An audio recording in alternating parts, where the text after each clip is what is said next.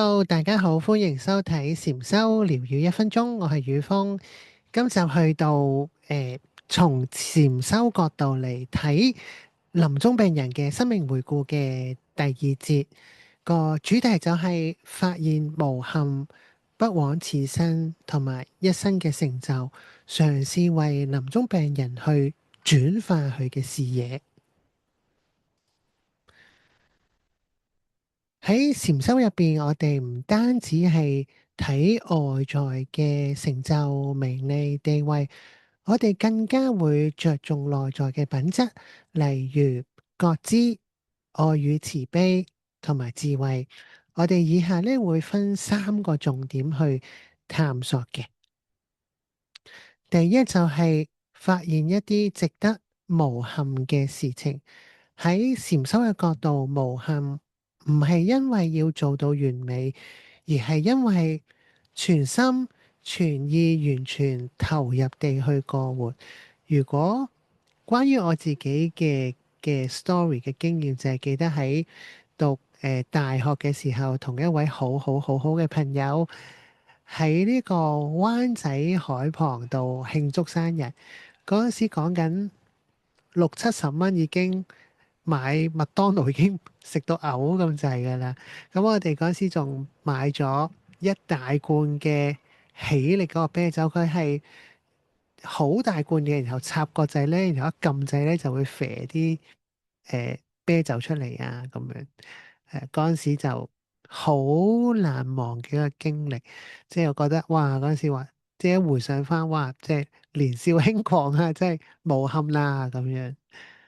咁我哋亦都可以同臨終病人去回顧一啲佢覺得即係好精彩、好無憾嘅回憶啊、片段啊咁樣。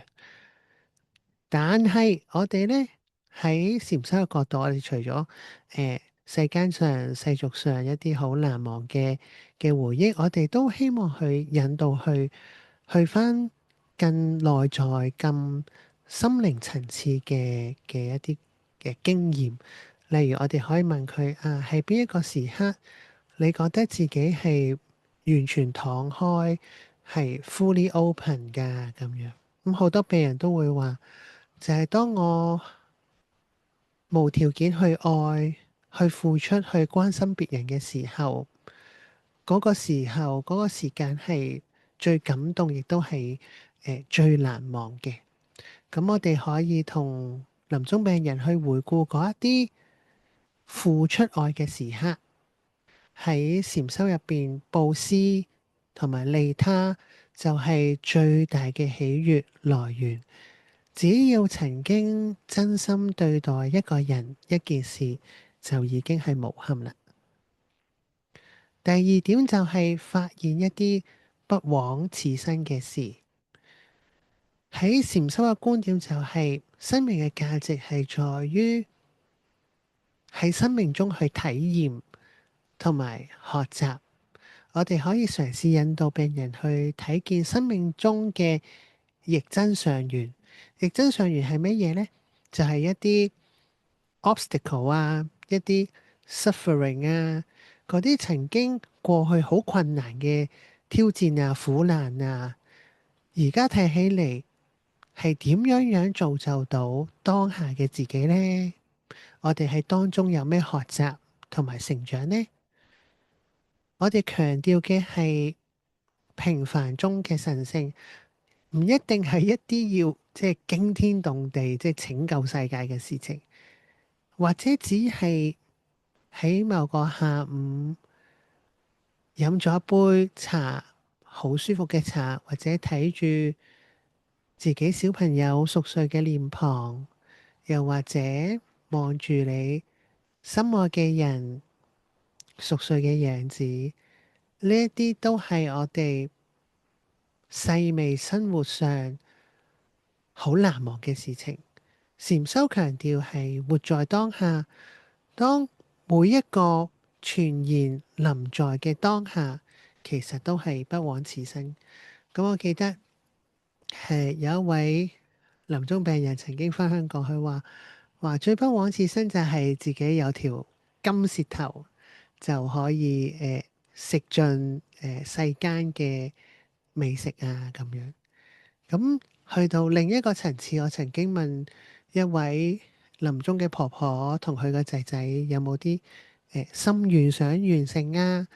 咁佢當時就講話啊，我同媽媽每日都好珍惜過去呢幾年，都好珍惜每一日每一刻同佢度過。其實已經冇咩特別嘅事情去需要，就係講緊當我哋活在當下，每一刻都係全然臨在，全心全意去投入去活着嘅時候，就已經係一個不枉此生嘅時刻啦。第三就係發現一生嘅成就。喺禪修嘅觀點，真正嘅成就係心靈嘅成長，同埋我哋所講善業嘅累積。我哋引導嘅方向，除咗係引導佢去回顧世俗嘅成就之外，我哋希望可以引導到佢自己品格上嘅成就，例如寬恕、誠實、善良等等。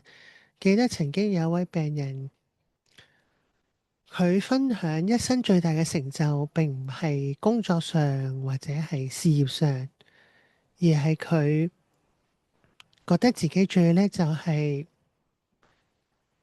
用好多嘅時間去陪伴自己嘅小朋友，仲教識咗佢游水。